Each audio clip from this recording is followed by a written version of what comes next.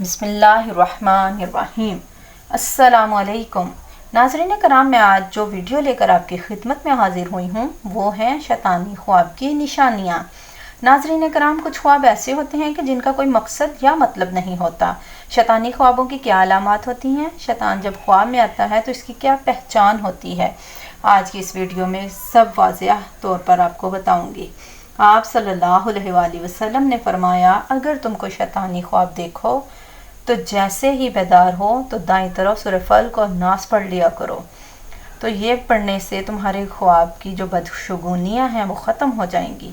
सूरह बकरा में है कि यकीनन वो दाएं से, बाएं से, आगे से, पीछे से आएगा। शैतान हमारे पर हर तरफ से हमला करके हमें गुमराह करने की कोशिश करता है। ये तो अल्लाह के कॉन्ट्रैक्ट में है कि शैतान ने कहा था कि क़यामत तक मैं तेरे बंदों को, कमज़ोर ईमान वाले बंदों को बहकाता रहूँगा। और अल्लाह ने कहा, मैं तौबा करने वालों को और जो मेरे पास वापस आएंगे शर्मिंदगी और तौबा लेकर, मैं भी तुझसे वादा करता हूँ कि उन अपने बंदों को बख्शता चला जाऊँगा। अल्लाह को कॉन्ट्रैक्ट में है कि शैतान तुम्हारे आगे से, पीछे से आएगा, तुम्हारे दाएं और बाएं से आएगा और तुम्हें हर तरह से तंग और गुमराह करने की कोशिश करेगा, सवाए हजूर सल्लल्लाहु अलैहि वसल्लम की शबीह और अहले रसूल सल्लल्लाहु अलैहि वसल्लम की सूरत में नहीं आ सकेगा।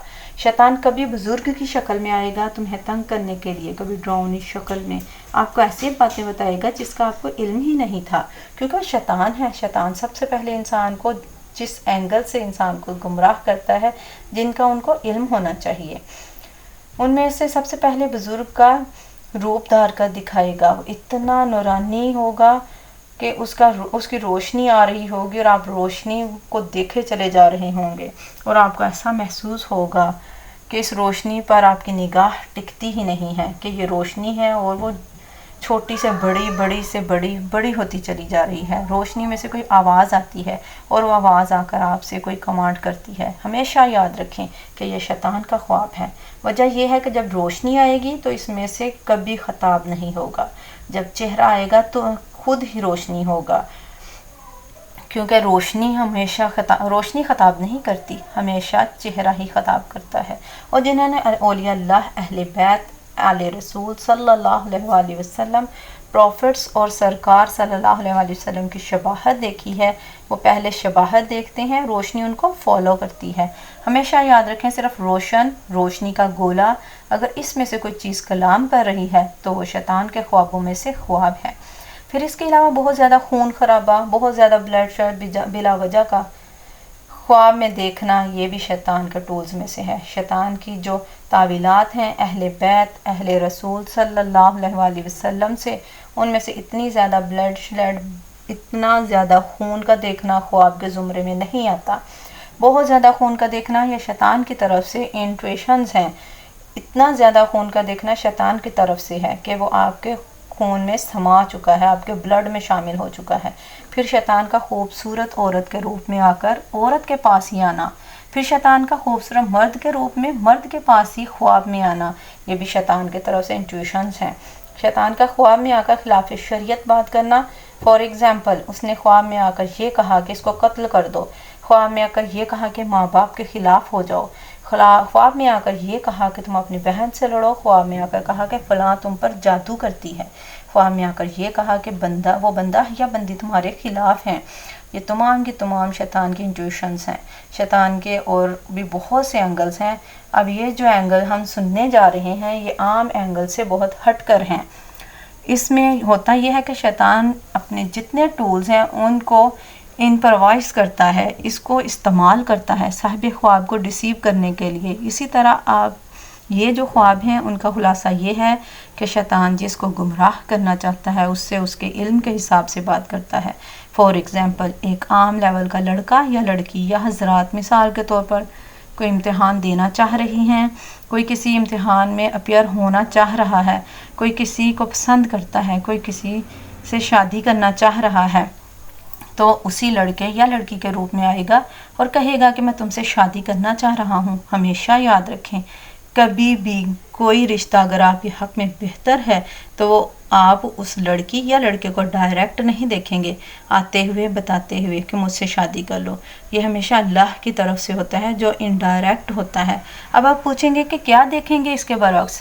آپ اس کے برعکس سمندر دیکھیں گے، آپ مچھلی اپنی طرف آتی دیکھیں گے، سمندر سے نکل کر مچھلی اپنی طرف آتا دیکھیں گے، آسمان سے ستارہ ٹوٹ کر اپنی گود میں آتا دیکھیں گے، آپ نور کا پیالہ آسمان سے اپنی طرف یا کسی کو پیش کرتے ہوئے دیکھیں گے، آپ بہت سفید عربی عجم کا گھوڑا حسین و جمیل اپنی طرف آتا دیکھیں گے، ایک عقاب کو اپنی منڈیر یا اپنے صحن میں آتا دیکھیں گے، آپ خوبصورت حسین سی مرغ کو دیکھیں گے، وہ آپ کی طرف آ رہا ہے، اپروچ کر رہا ہے. یہ وہ ہیں اینگلز ہیں جو ریالٹی ہیں.